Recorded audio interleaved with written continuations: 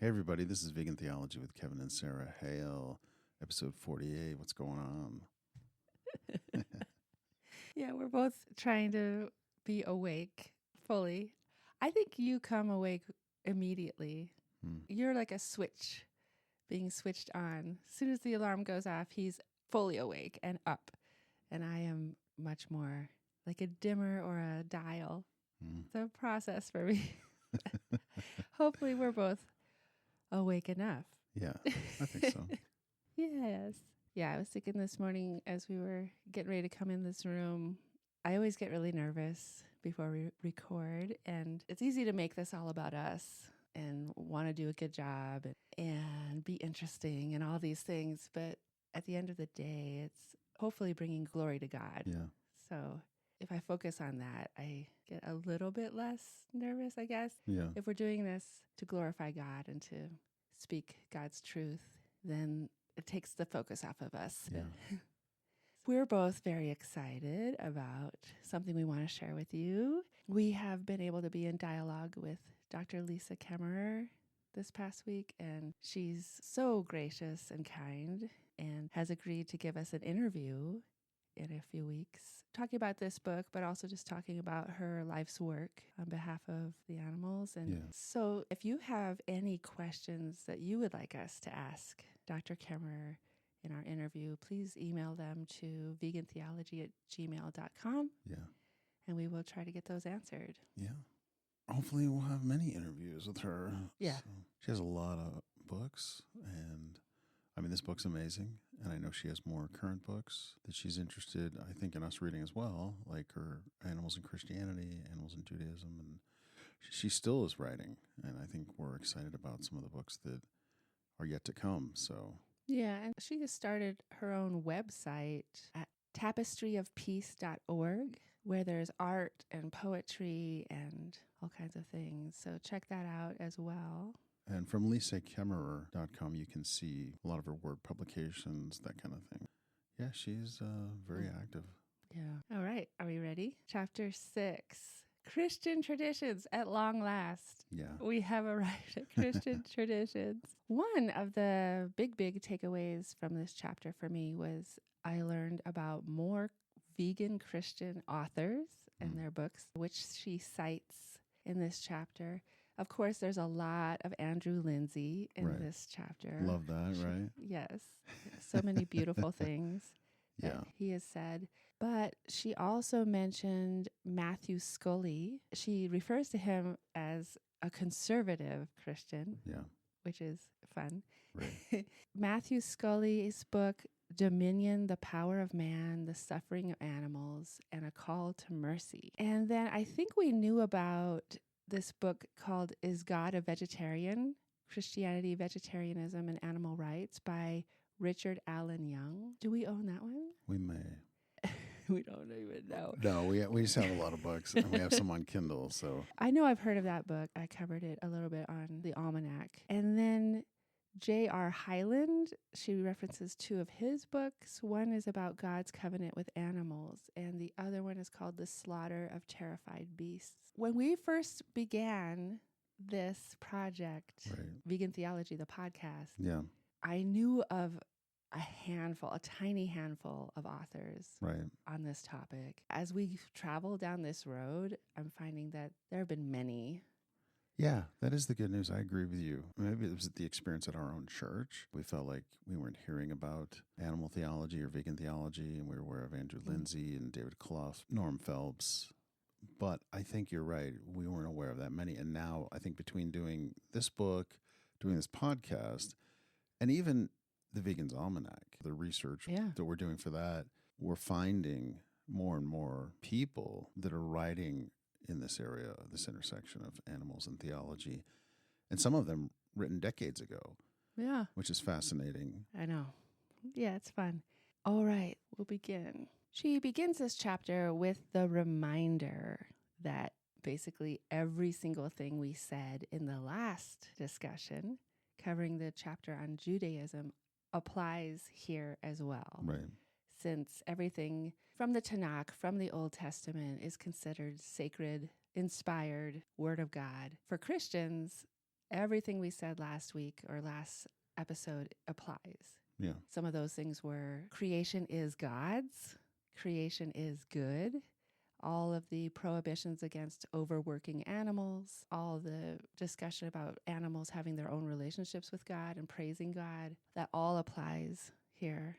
She says, it is important to remember that all the aforementioned passages from the Tanakh that were discussed in the previous chapter also constitute sacred literature in Christian traditions. Her first section of the chapter, Sacred Nature, Sacred Animals. I love this quote by Lindsay. She starts out with, to affirm the blessedness of creation is to affirm an independent source of its worth. All creation has an irreducible value. And she cites several Christian fathers, Christian thinkers on this topic. St. John of the Cross noted that animals are all, quote, clothed with marvelous natural beauty, reflecting the image of God. St. John of the Cross said that.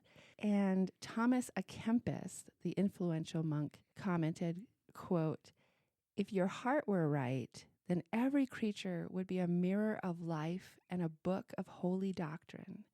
There is no creature so small and mean that it does not put forth the goodness of God. German Christian theologian Meister Eckhart writes that God is present in all things and places. He knows God rightly who knows him everywhere. That's from Eckhart's Nearness.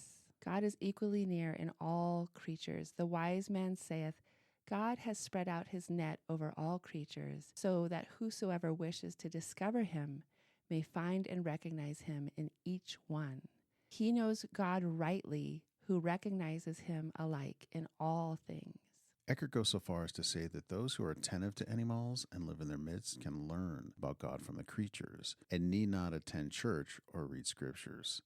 A man who would know nothing but creatures would never need to attend any sermon, for every creature is full of God and is a book about God.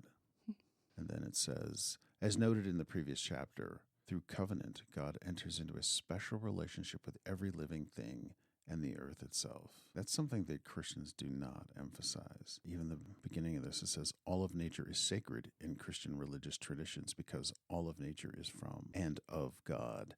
It's possible. I mean, I think we have scriptures that attest to this, but I think many Christians today would probably be a little nervous about statements like that, right?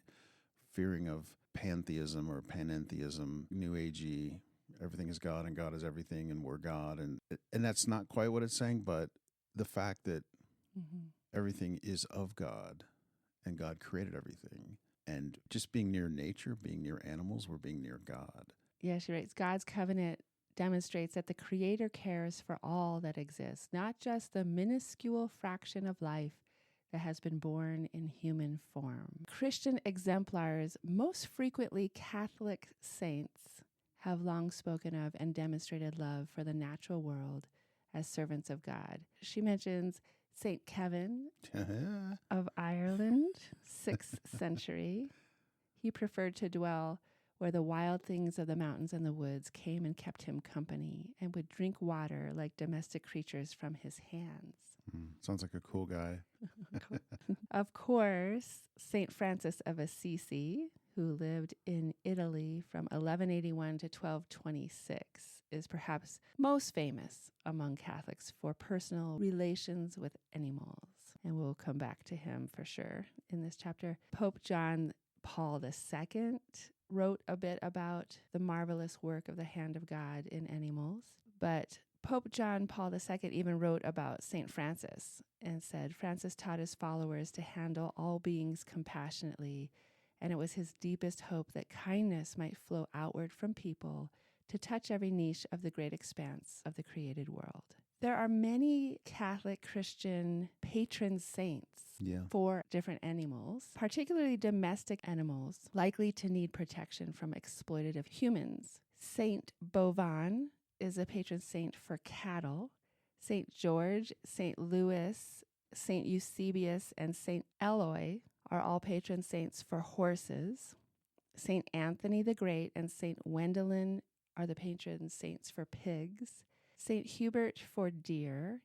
Saint Agricolas for storks, and perhaps Saint Germanus of Auxerre for donkeys, because he so preferred his own humble beast to the splendid horse offered him by the Empress of Placida, and because, quote, though it was in a dying condition, he raised his donkey again to perfect health.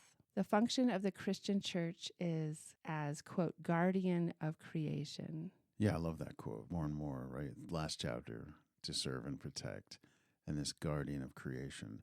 I feel like we really need to start using these terms. Yeah. If we start reframing our job as stewards in these terms, as protectors, as guardians, guardians of the galaxy. Yeah. But of course, the thing that makes Christian theology and Christian traditions and what they believe about our relationships with animals unique from Judaism is that we add in the person of Christ. We get the benefit of seeing the example of Jesus. So she starts focusing on that. The ministry of Jesus, which focused on the oppressed, must in contemporary times include our planet and animals. Christian religious traditions indicate that we are obligated to help those who suffer, the more so if they are suffering because of human indifference, excessive breeding, and or exploitation.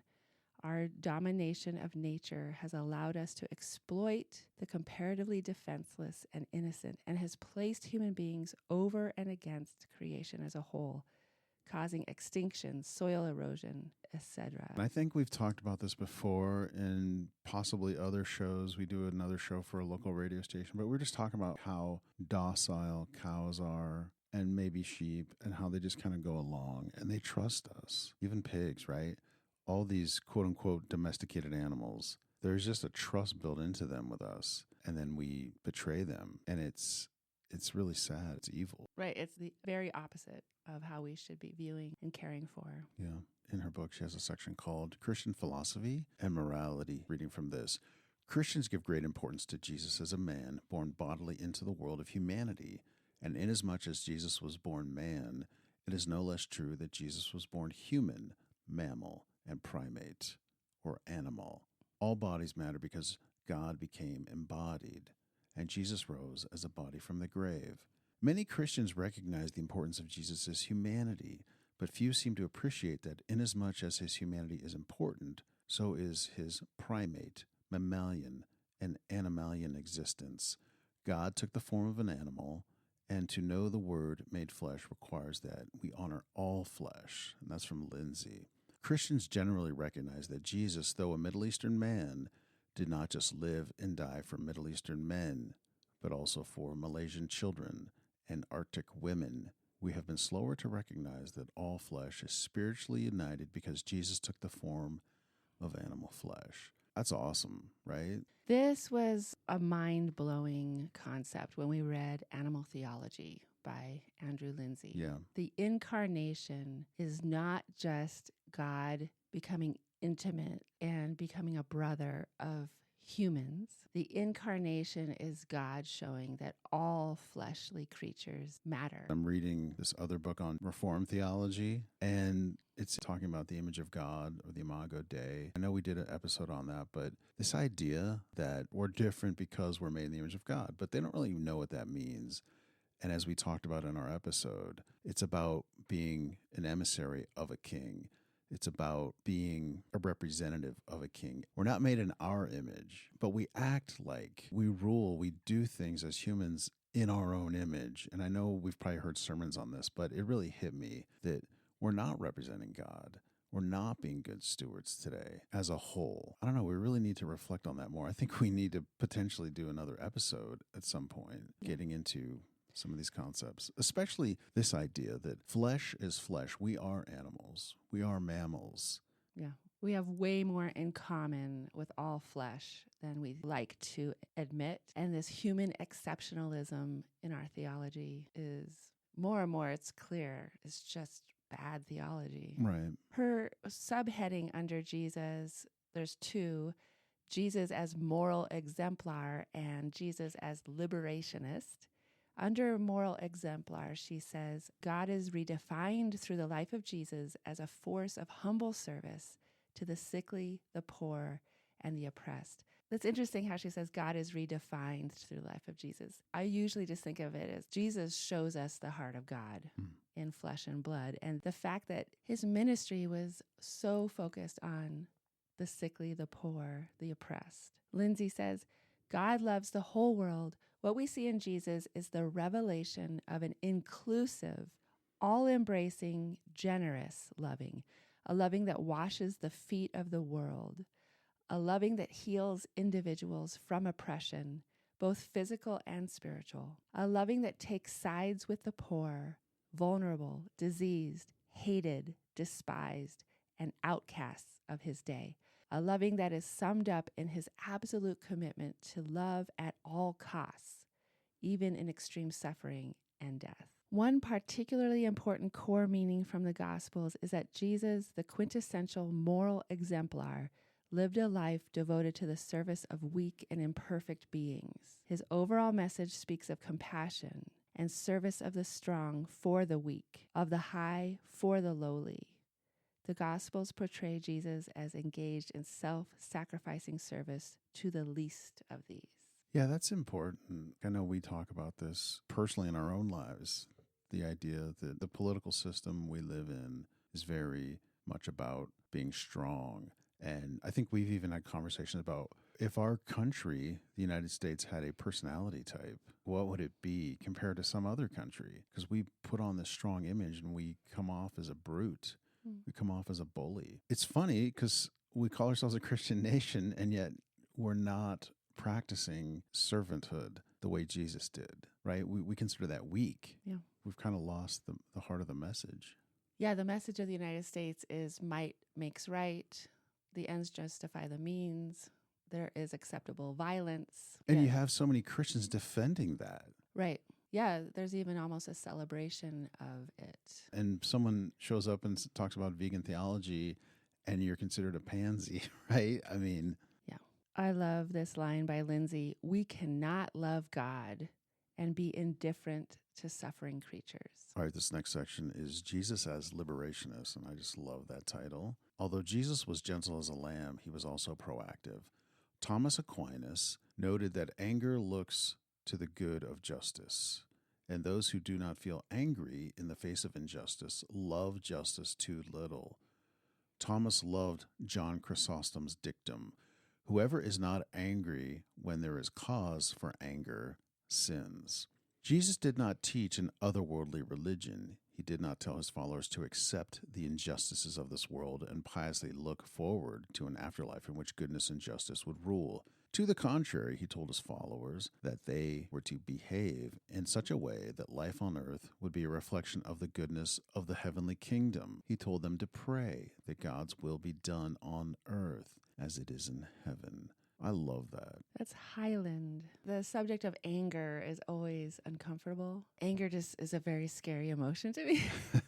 So it's always fascinating when we associate anger with Jesus, and that anger is the correct response in the face of abuse and oppression. Yeah. Which I do know. I mean, I do feel angry when I think about the abuses going on. I guess it gives us permission to know that it's not wrong to be angry at the appropriate things. Right, but look, can we talk about this? You and I have discussions about this. Churches, our options for churches don't care about animal theology, at least where we live, for the most part, right? Yeah. And it kind of gets frustrating. Yeah, it is.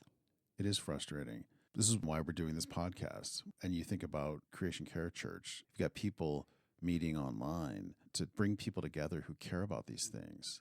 We've talked about living in the already not yet. We're supposed to live like image bearers. We're supposed to live into the coming kingdom, into the eternal state. We know what the ethics of the eternal state are. We're supposed to start living them now. And so I love where he says we're to behave in such a way that life on earth would be a reflection of the goodness of the heavenly kingdom. That's it. We are here to start changing the world now. And we already know this, that one of the fastest ways that you can make a difference as a Christian to change the world is to stop eating animals. It's one of the fastest ways you can change your life, the earth, the life of animals. It's so powerful. there's so many things going on in the world that we absolutely cannot affect, but this is Right. one thing that we can easily affect that would end a lot of suffering. Right. It would reverberate throughout the world, peace and nonviolence. So there's anger against what humanity, what the species is doing to the planet. And then there's anger about how we don't experience the church caring about that or addressing that. Right. And we're going to have an upcoming episode talking specifically about this, what it's like as a vegan Christian to go to a mainstream church and how you come out of church. And I doubt I'm speaking for myself, or I doubt we're speaking just for ourselves. I'm sure that many of our listeners struggle with this, and you don't necessarily want to lose fellowship with your church family. You don't want to just walk away. Right. And yet you're in this constant tension of feeling like there's this chasm between you and the rest of your church family. Right. But I do feel like that is the struggle of the already not yet. That is the struggle of the human condition for a spiritual person. I guess it's the reality, but it's also very frustrating. It's very uncomfortable. Yeah. Yeah. So anger, liberationist, Jesus. Jesus does not propose armed revolution, but he lays the foundation for social revolution. According to scripture, for example, when Jesus approached his community's temple, he found people selling cattle, sheep, and doves and money changers. Making a whip of cords, he drove all of them out of the temple. He also poured out the coins of the money changers and overturned their tables. He told those who were selling doves, "Stop making my Father's house a marketplace." He told the profiteers, "It is written, my house shall be called a house of prayer, but you are making it a den of robbers." And we know that there's discussion that that word robbers actually means murderers. Right. Because he's quoting from Jeremiah. Yeah. And the word is actually violent ones or murderers. Jesus modeled direct action against economic corruption, against animal enterprises, and he was willing to take vengeance against both the perpetrators and their property, driving out the businessmen, turning over their tables. As the last section reveals, at least some contemporary Christians now feel called to turn over the tables, to use physical force against property in defense of God's beautiful earth and the Creator's wondrous forms of life. Human beings are called to lead humanity out of the violence and selfishness that made a hell out of paradise. We've made a hell out of paradise. That's Highland again in his book Slaughter. And the last sentence of this section, animal activists follow in the footsteps of Jesus. Wow. Love and mercy. Love and mercy is the next section under Christian philosophy and morality. Obviously, very, very important point. And she starts out by saying, 1 John 4:16 states simply, God is love. In this passage, love is not merely an attribute. Love defines God's nature. I know we talk about love and God is love all the time. Right. Maybe almost to the point where it starts to lose any meaning to us. But as a vegan, this concept has become more and more and more important to me, that God's boundless love encircles all. Kemmerer talks about how she was at an animal advocacy conference speaking, and she focused almost exclusively on the subject of love, asking those present to imagine Jesus walking through a slaughterhouse, a vivisection lab, a poultry farm. Quote, how would the Prince of Peace feel about the contemporary exploitation of pigs, mice, or hens? Would he justify these institutions as readily as we do?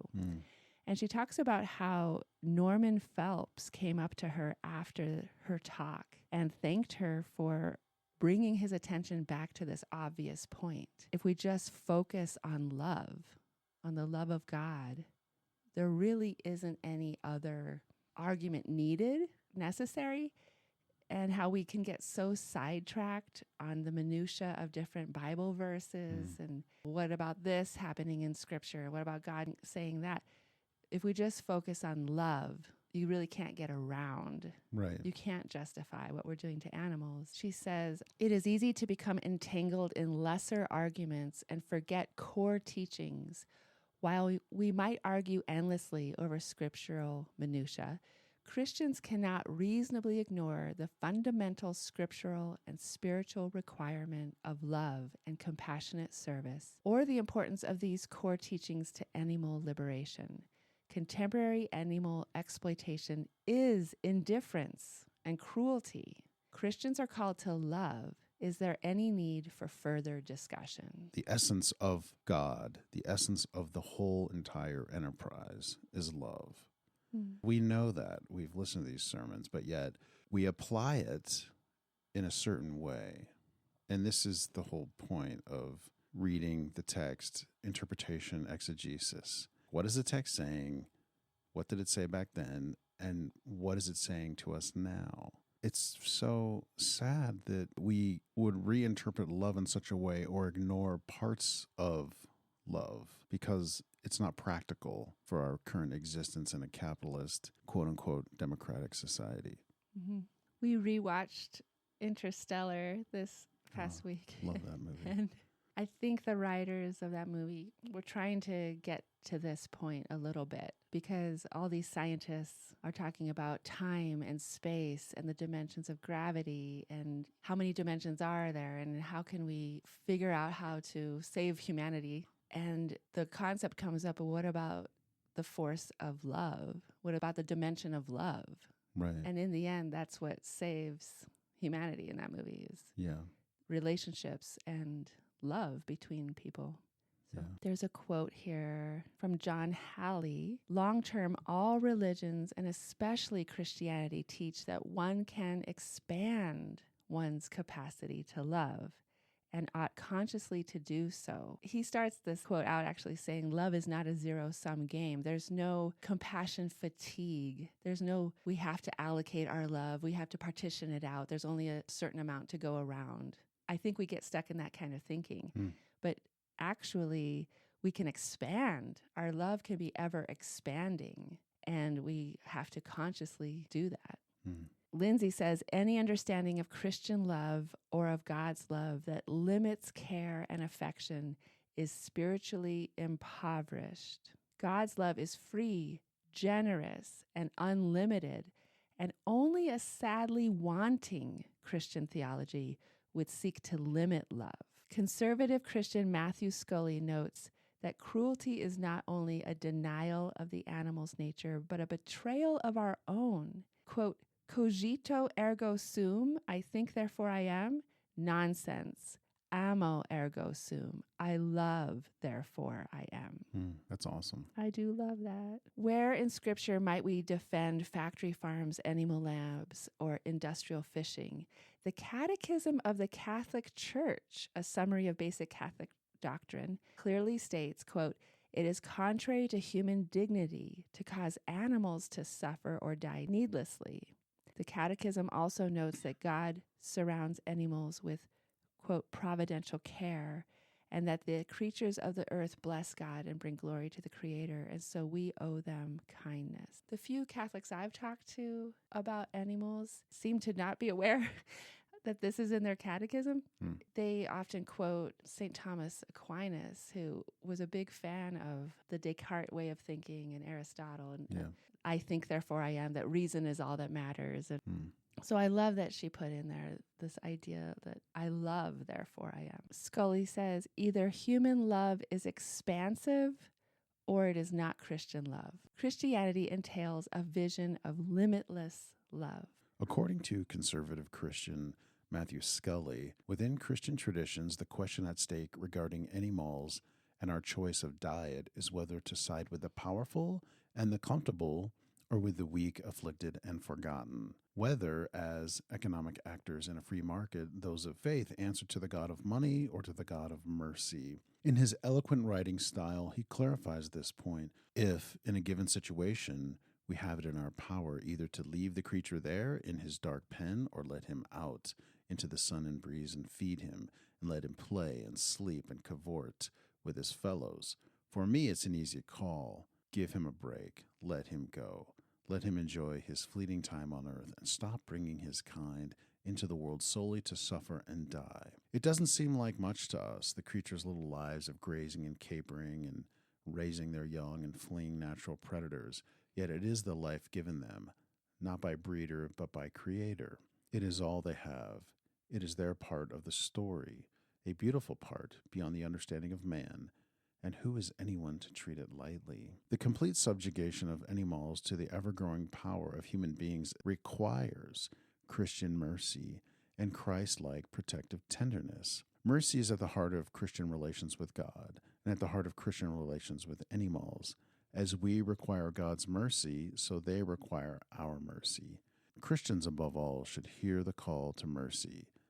They, above all, should be mindful of the little things, seeing in the suffering of these creatures a life that is God's, a life that is worthy of Christian care.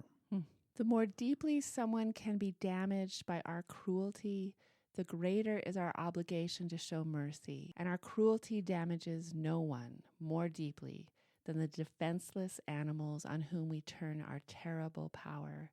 And that is Norman Phelps in his book, Dominion of Love. Here and in a couple other times, it's going to come up in this chapter, and it really resonated with me. Several different authors say something along the lines of, as Christians, we can either add to the darkness and add to the pain and the suffering and the despair of the world, or we can choose to add to the light and the life and the freedom in the world. We choose one or the other, consciously or unconsciously. And obviously, we want to be people who are adding to liberation. Mm-hmm. Yeah.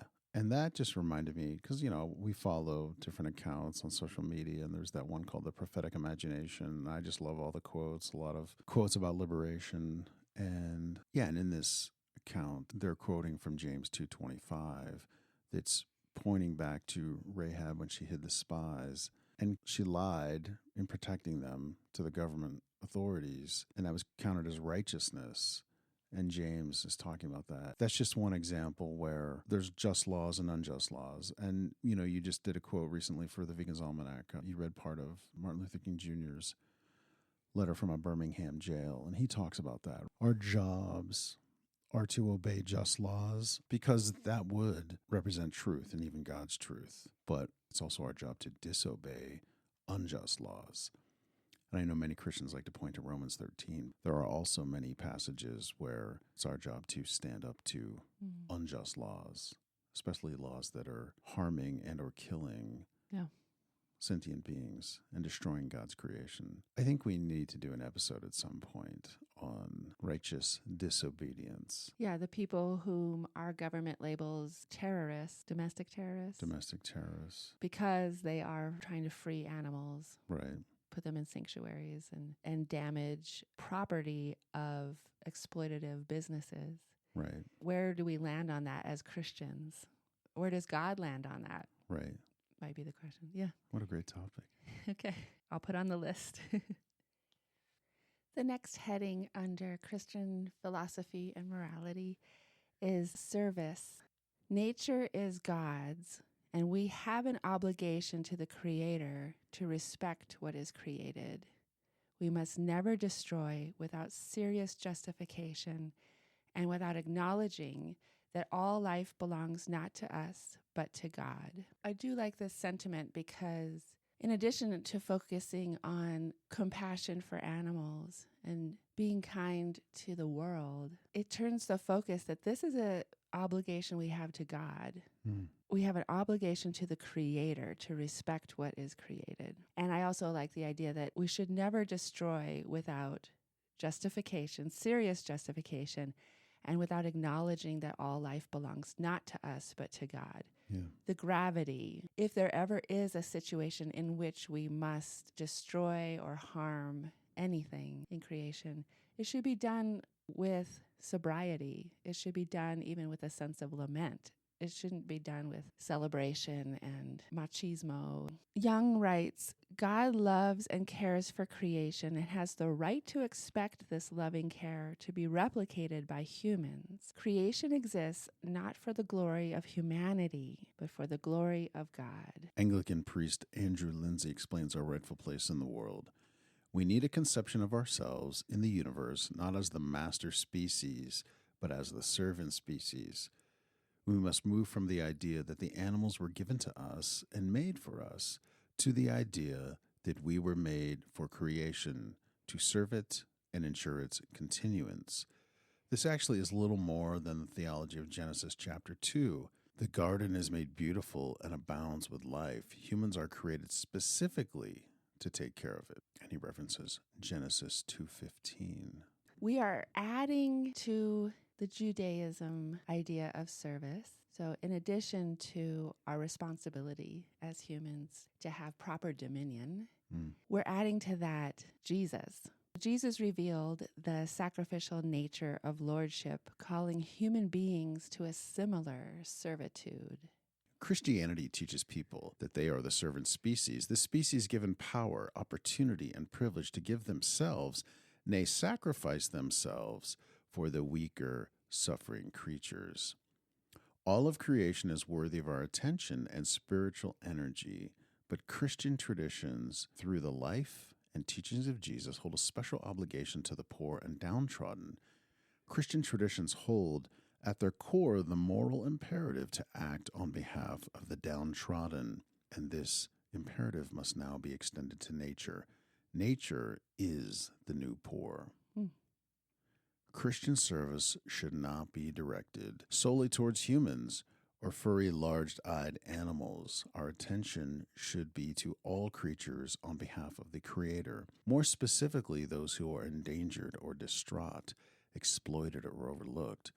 Christian scriptures indicate that those within Christian traditions ought to have a sense of contributing to God's plan to reconcile all creation to a compassionate, peaceful, loving world. Christian exemplars provide many examples of such all-embracing caretaking.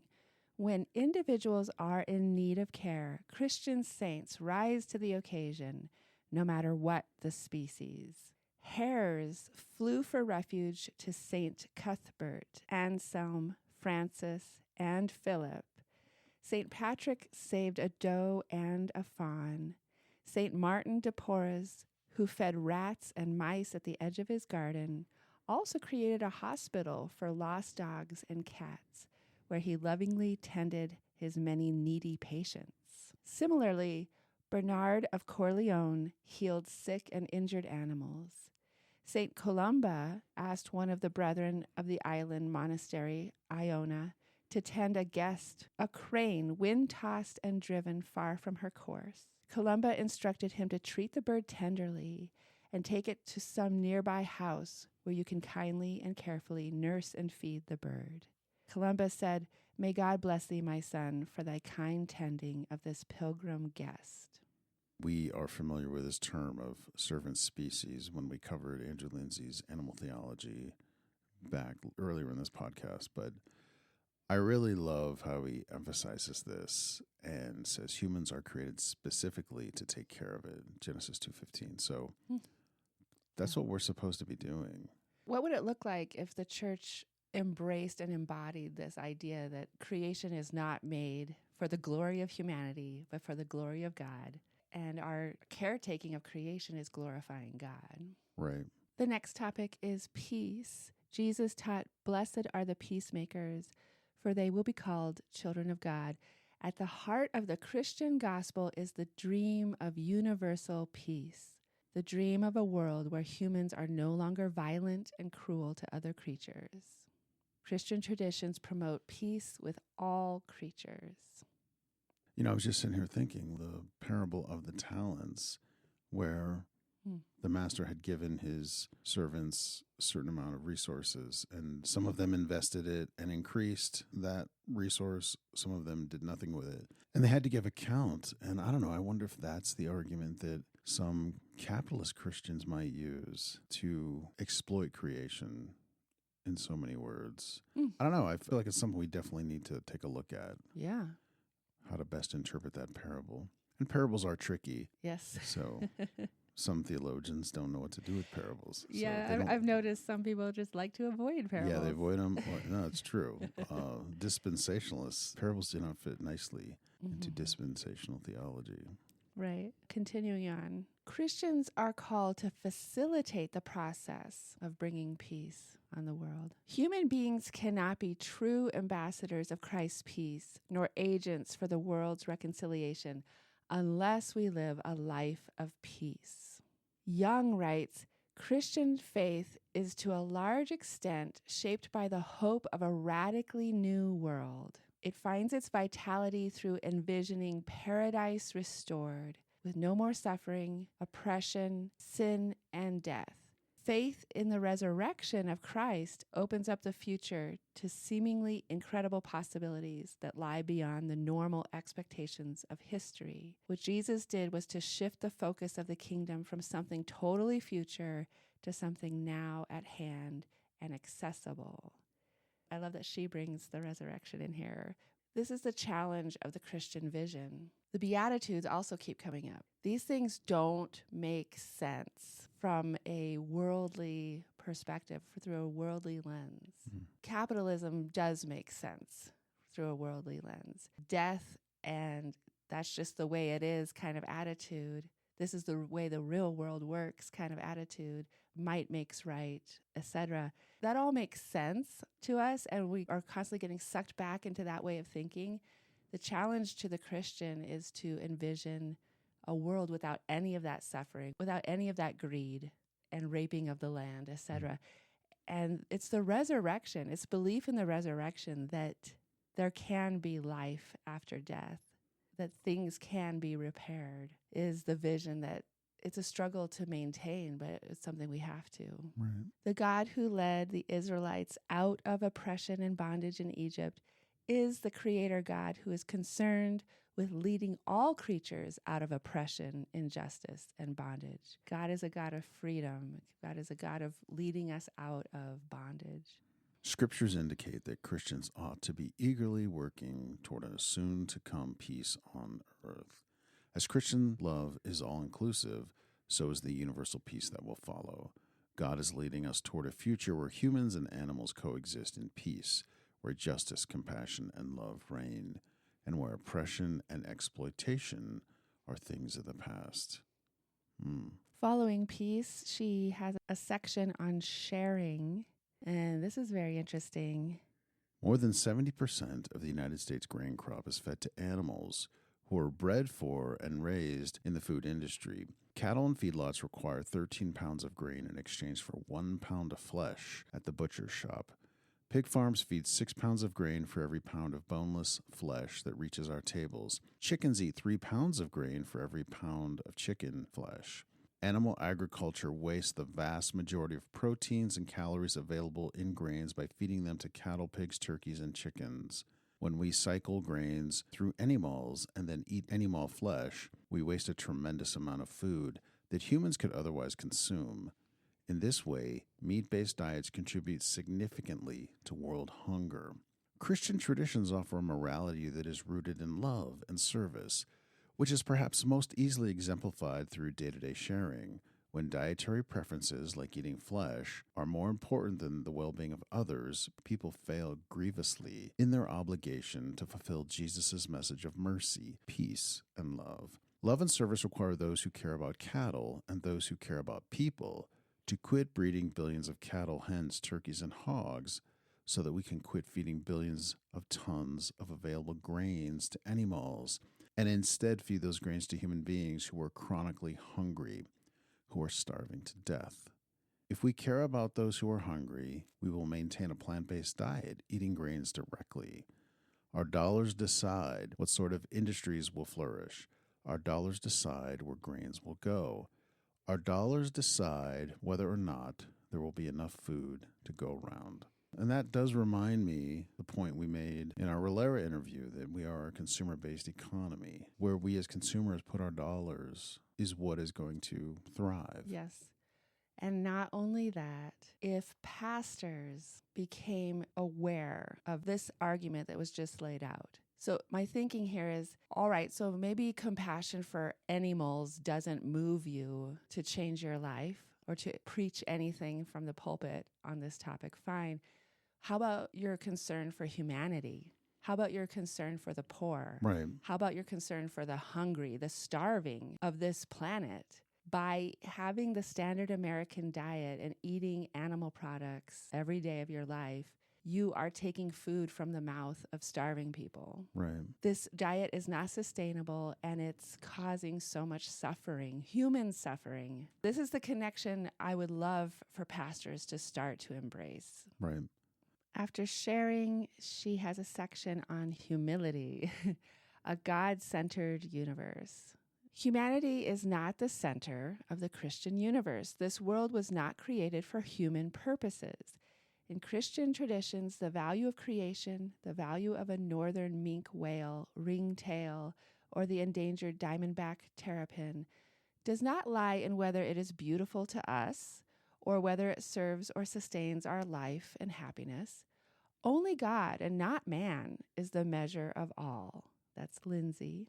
If Christian traditions neglect the place and significance of other creatures in God's good creation, Christian theology fundamentally weakens itself and its claim to be God-centered. Humanism is human-centered. Christianity is God-centered. Human arrogance is contrary to a God-centered faith and tends toward humanism, a belief system in which people are the measure of all. Can I stop you there for a second? You were just sharing with me, you came across a person's church website recently. Yeah. That explicitly said that salvation is for humans alone. Right. You told me that, and then I was reading this passage, that humanism is human-centered, Christianity is God-centered, Right. human arrogance is contrary to God-centered faith. It came to me, this very, very, very conservative church is actually very humanist. Right. Instead of being God-centered, they are human-centered. And if you were to tell them that, they would be like, no, we're not. The human is on the throne in their mind. Yeah, it's pretty sad. It's a lot of idolatry. This idea that we can believe that God only cares about humans is, I keep using the word blasphemous on this podcast. No, it's what we've said. I mean, the whole point is we're all going to speak heresy because of our ignorance. The goal is to minimize the heresy as much as possible. And reading the doctrinal statement of this church, it's a young church, young pastor, and I know the intentions are good, but the ignorance throughout the doctrinal statement is just unbelievable. Many of us seem to have lost all sense of restraint toward animals, an understanding of natural boundaries, a respect for them as being with needs and wants and a place and purpose of their own. Too often, too casually, we assume that our interests always come first. And if it's profitable or expedient, that is all we need to know. We assume that all these other creatures with whom we share the earth are here for us, and only for us. We assume, in effect, that we are everything, and they are nothing. Christian traditions remind an egocentric humanity that creation is not just a colorful backdrop for human actions. I love that. Yeah. Like, it's just a beautiful backdrop for our selfies. Yeah, exactly. No, Christian traditions remind an egocentric humanity that creation is not just a colorful backdrop for human actions, and simultaneously align us with more ultimate concerns, with something good, permanent, and infinitely greater than any plan we could ever conceive or any profit we could ever gain. A lot of what we've read from this section comes from Scully. She has a small section on suffering. This section really echoes for me what Lindsay developed in a whole chapter, I believe, which is a very intriguing concept to me. She doesn't really call it passibility here, but Right. that was a term we learned from the Lindsay book, this idea of a suffering God, and that the suffering of Christ on the cross, this also came up in Rilera, come to think of it, the suffering of Christ on the cross redeems all of our suffering. And when we suffer, we're participating in the suffering of Christ. And also that whenever we cause suffering to another, we are causing suffering to Christ. She starts out, human-induced miseries, the ugliness of human indifference and cruelty, remembers that God bears in his heart all wounds. Inasmuch as Jesus is present in all love and life, He is present in all suffering, a very comforting belief of Christianity. When human beings cause suffering, they bring Jesus into that suffering.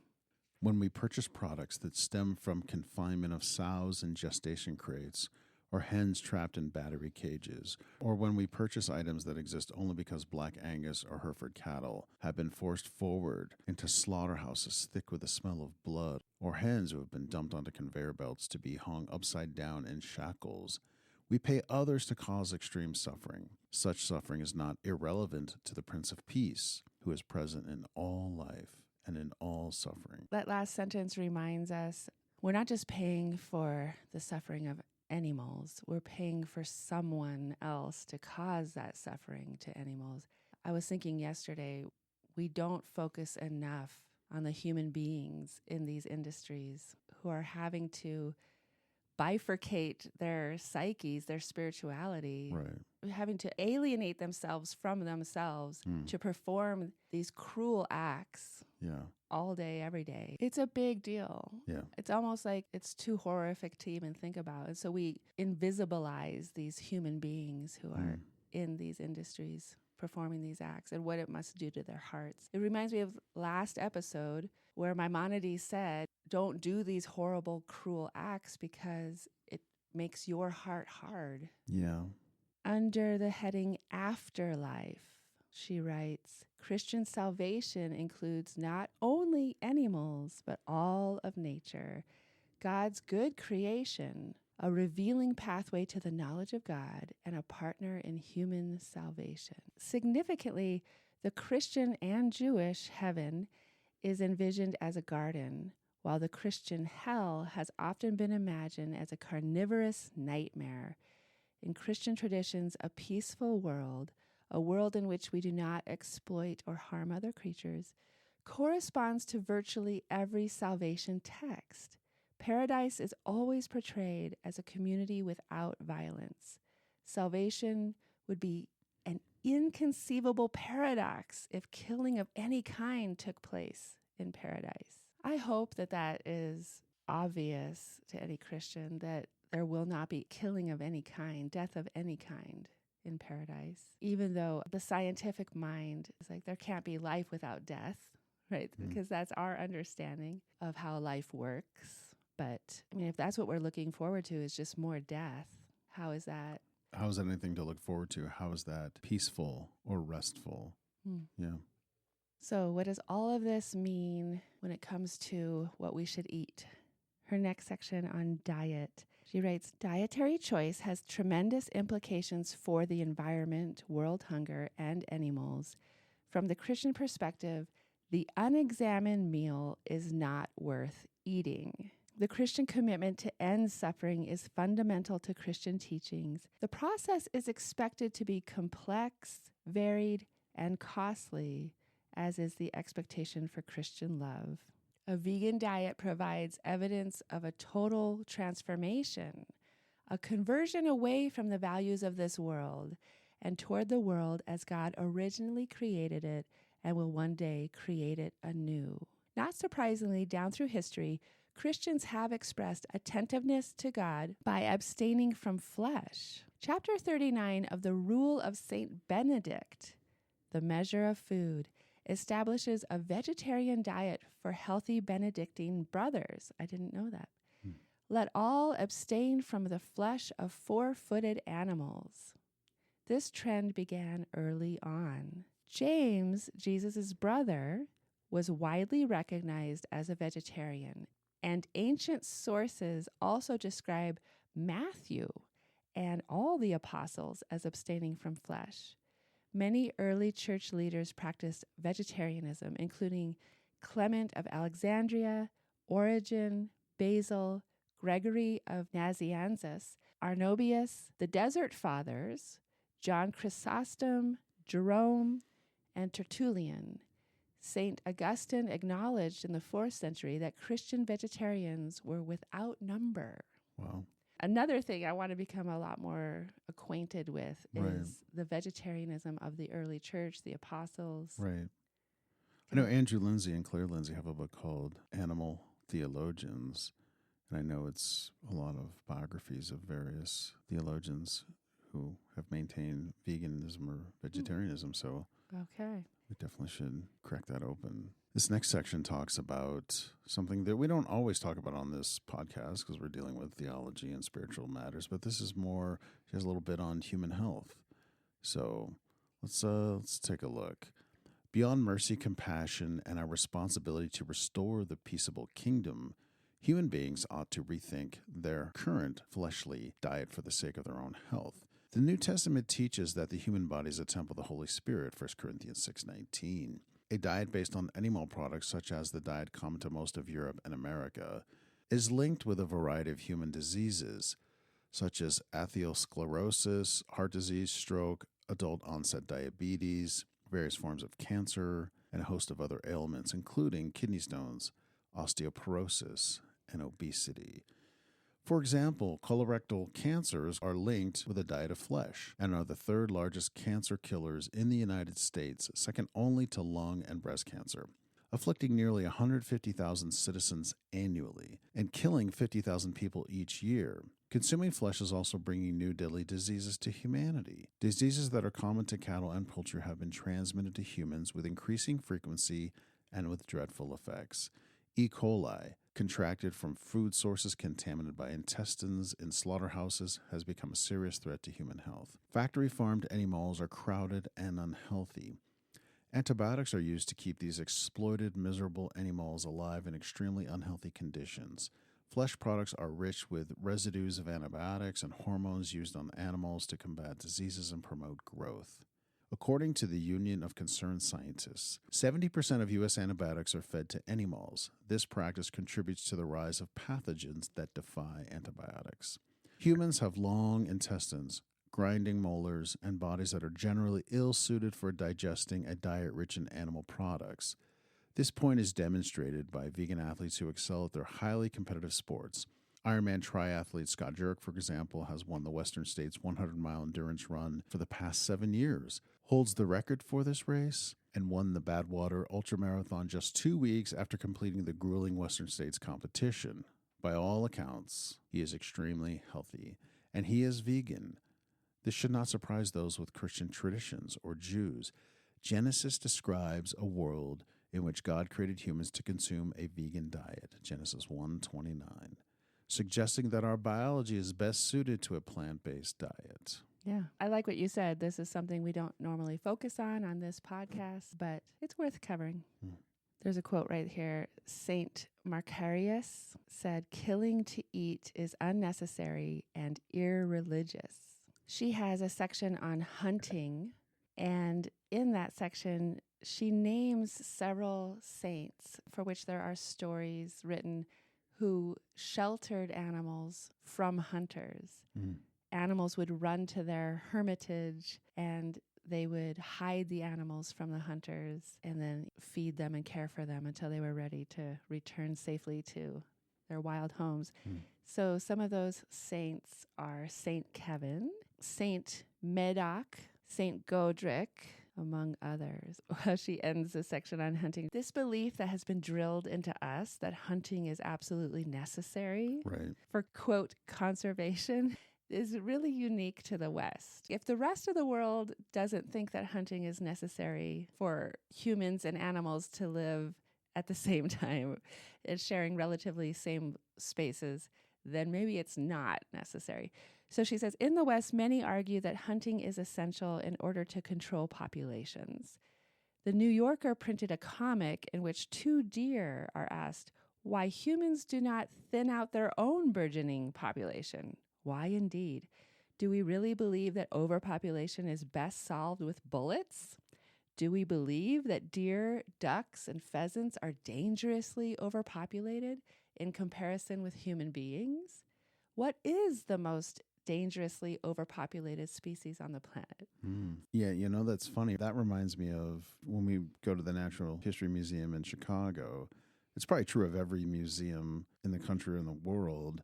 There's a display that up on top, it says, pull back the curtain to see the most dangerous animal in the world. Yeah. And when you pull back the curtain, there's a mirror and you see yourself. That quote made me think of that. Right. along those lines, when you look up things like how many humans are killed by sharks or something like that Right. every year, it's always a dozen or 7 or Yeah. 3 or, Right. for different animals. And then you look up how many sharks do humans kill every single day Right. of the year. And it really puts things in perspective. Yeah. All right. The next section here is human-animal relations. How Christians treat animals is only one more way in which each one of us every day writes our own epitaph, bearing into the world a message of light and life, or just more darkness and death, adding to the world's joy or to its despair. Even the way you eat needs to be spiritually considered. You're either adding to despair and pain and suffering, darkness, or you're adding to light and life and joy. Under this heading of human-animal relations, she has a section called Animals as Individuals, and she shares several stories of saints interacting with animals.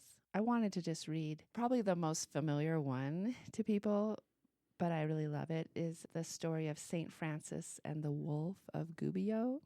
Perhaps the most famous story from the life of St. Francis is that of taming a dangerous wolf near the town of Gubbio. The townspeople were terrified of the wolf, and they ventured out only in fear and dread, fully armed, because the wolf was eating their community. St. Francis was determined to stop the killing. He departed the city gates without safety of arms, headed for the wolf's den, and when the wolf spotted the saint, the great canine closed his mouth and lay down at the feet of St. Francis. Francis said, "Brother Wolf, you have committed horrible crimes by destroying God's creatures without any mercy." He created a peace pact with the wolf and the villagers. The wolf agreed to never hurt any animal or man. The people of the town granted that neither their dogs nor they would harass the wolf, and they would feed the wild canine so that he would not need to kill. The townspeople then fed the wolf courteously until her passing 2 years later, at which time they sincerely mourned the loss of their noble friend.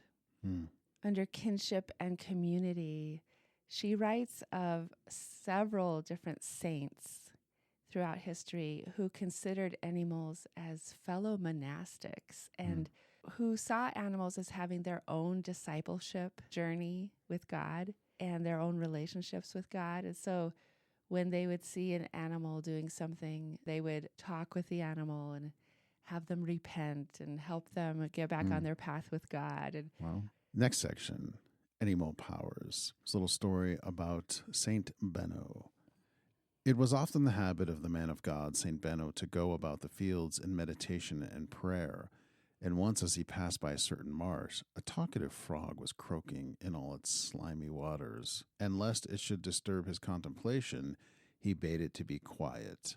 But when he had gone on a little way, he called to mind the saying in Daniel, "O ye whales, and all that move in the waters, bless ye the Lord. O all ye beasts and cattle, bless ye the Lord." And fearing lest the singing of the frogs might perchance be more agreeable to God than his own praying, he again issued his command to them, that they should praise God in their accustomed fashion. And soon the air and the fields were vehement with their conversation. I love that. And then we move to the last section of the chapter, Christian traditions and animal liberation. Contemporary animal advocacy is indebted to ancient Christian ideals and practices. Jesus inspired many social reformers, slave abolitionists and animal liberationists alike, with his bold acts of compassion and unending dedication to higher principles. Historic Christian documents testify to a host of courageous Christians, saints and seers, theologians and poets, mystics and writers who have championed the cause of animals, including 2/3 of all canonized saints from both the East and the West. Christian animal liberationists who destroy property, sacrifice their time, risk their freedom to protect and defend oppressed creation are following in the footsteps of the prophets and walking a path prepared by Jesus. The more I research people who were abolitionists, who were early feminists, suffragists, early Quakers. Right. They were feminists, they were abolitionists, and they were very often vegetarian. These things go together. They're intimately intertwined. Well, the other thing we're finding out is some of them are even, we were talking about this, they're what some might call Christian anarchists. They're anti-capitalist. Yeah, they don't want to have anything to do with corrupt authority. Or systems. Mm-hmm. Yeah, when you really start to look at the gospel, it's very different from our contemporary world and our contemporary systems. Kemmerer points out that a lot of the earliest associations that were formed in defense of animals were led by Christian clergy, including the English Society for the Prevention of Cruelty to Animals and the Royal Society for the Prevention of Cruelty to Animals. Those were led by people in the church. And she points out specifically Dr. Humphrey Primmett, an 18th century Anglican priest. We may pretend to what religion we please, Primmett notes, but cruelty is atheism. We may boast of Christianity, but cruelty is infidelity. We may trust to our orthodoxy, but cruelty is the worst of heresies. Primmett concludes, pain is pain, whether it be inflicted on man or on beast, and the creature that suffers it suffers evil. One of the fathers of Christian anarchism, in his later writings, Christian Russian writer and social activist Leo Tolstoy offers reasoned spiritual justification for non-resistance, pacifism, and vegetarianism. In his early life, Tolstoy was a hunter and a soldier, but as his faith grew in importance, he found it impossible to justify such violence and the unnecessary destruction of life. Tolstoy's moral commitment to a fleshless diet and to nonviolence more generally was grounded in the Gospels. In The First Step, Tolstoy explains the horrors he witnessed in a slaughterhouse. He notes that Christianity requires personal diligence towards spiritual goals and concludes that such goals naturally lead to abstinence from flesh. If an individual seriously and sincerely seeks a good life, he or she will abstain from consuming flesh because eating other creatures requires us to kill. Tolstoy argues that killing for food is unnecessary, contrary to our moral sense, violates our deepest feelings of sympathy and compassion for all living creatures, and is provoked only by a selfish lust for good eating. Near the end of his life, in a letter in which he reflected on his moral and spiritual choice to stop eating other animals, Tolstoy wrote that 20 years of vegetarianism never cost him the slightest effort or deprivation. Today, with plentiful supermarkets offering a plethora of vegan options, this is even truer. Tolstoy influenced Gandhi. Gandhi was raised culturally vegetarian, but it was reading people like Tolstoy that turned Gandhi into an ethical vegan. Then Martin Luther King Jr. read Gandhi, which influenced his understanding of nonviolent resistance. And then, of course, Martin Luther King Jr.'s son and then his wife became vegan after Martin Luther King Jr.'s death. It's kind of a fun little tracing of history. All right, she names several more Christian animal activists, including Stephen Kaufman, whom she quoted earlier in this chapter, is a member of the Protestant United Church of Christ and chair of the Christian Vegetarian Association, another person who is new to me. And she writes a little bit about Catholic Bruce Friedrich and his activities on behalf of animals. I'll just read a quote from him. God created every animal with needs, wants, and a design for its life. God designed pigs to root around in the soil and play with each other. God designed chickens to make nests and lay eggs and raise their children. Jesus compared his love for humanity to a hen's love, not instinct, love for her brood. God designed all animals with a desire for sunlight, fresh air, fresh water, and so on. And he designed all animals to grow at a certain rate that won't tax their limbs and organs. But all of these things are denied to animals who are turned into food by the meat industries. And he also has a similar quote to Scully's. Catholics and all Christians have a choice. When we sit down to eat, We can add to the violence, misery, and death in the world, or we can respect God's creatures with a vegetarian diet. And then she mentions two very interesting people. They are Swedish animal liberationists and faith-based social activists, Pelle Strindland and Annika Spald. Spald is an ordained deacon in the Church of Sweden, which is a Lutheran church, and a founding member of the Swedish Christian vegetarian movement. The thing I find so interesting about these two is when they do work on behalf of animals and they go into different animal exploitation industries to free animals and take them to sanctuaries and to also destroy equipment used in the exploitation of animals, they always leave a gift and a letter for the people who run these industries, explaining what they did, why they did it, and they even sign the letter with their names and telephone numbers. Really? They do. And in one of the situations, they did all this stuff. They freed animals, they ruined the equipment, and I guess some of them took off or whatever, but these two stayed and waited for the police to show up so that they could explain why they did what they did. They received 8 months in prison for disarming the slaughterhouse equipment and machinery as described above.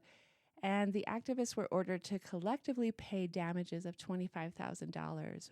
But paying for damages to rekindle a slaughterhouse would support exploitation and bloodshed. Two things that Spalda and Strindland, as sincere Christians, will not do. I'm like, okay, so you do this illegal activism because you believe in disobeying unjust laws, right? You believe in bringing God's kingdom here. So that is all really admirable. But then you identify yourselves. You even stay and wait for the police to show up. You serve jail time. And then you refuse to pay the fine because you don't want more money going towards exploitation. I think our mindset is do it and get the hell out of there. Yeah. It did cause me to wonder, though, about this, because I've been thinking about this righteous disobedience. And Jesus sometimes, whatever he did not hide. He went and did things. He faced the Sanhedrin. He faced the Pharisees. He flipped the tables and the money changers, and he was right. Everybody knew who did it. He didn't hide from it. Right. At the same time, we've got examples in the text where things were more clandestine. So I think there's both, right? There's outright, hey, I'm protesting this and this is who I am.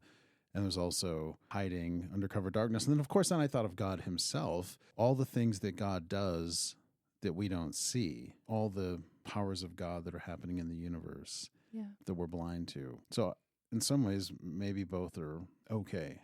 Yeah. Yeah, but you can't help but really admire absolutely. These people. Yeah, they got a lot of guts. In summary, the Tanakh, slightly altered and referred to as the Old Testament, is sacred among Christians, who are therefore bound by Tanakh passages discussed in the previous chapter. The Christian spiritual life is modeled on the life of Jesus, champion of the oppressed, servant to those in need, protector of the abused, and humble defender of the downtrodden, a man who was not afraid to destroy the property of capitalists who willfully defiled that which God had made sacred. Exemplary Christians, especially saints, reveal that those who are close to God are compassionate and merciful servants, living close to nature and tending animals. Most fundamentally, Christians are called to love. Packs a punch, Yeah. I would say. Good chapter. Showing us that we are on the right track. Yeah. With how we're thinking about this. No, it's a good point. It does reinforce what we've been doing. I'm really excited for the next and final religious tradition that this book covers, the Islamic tradition.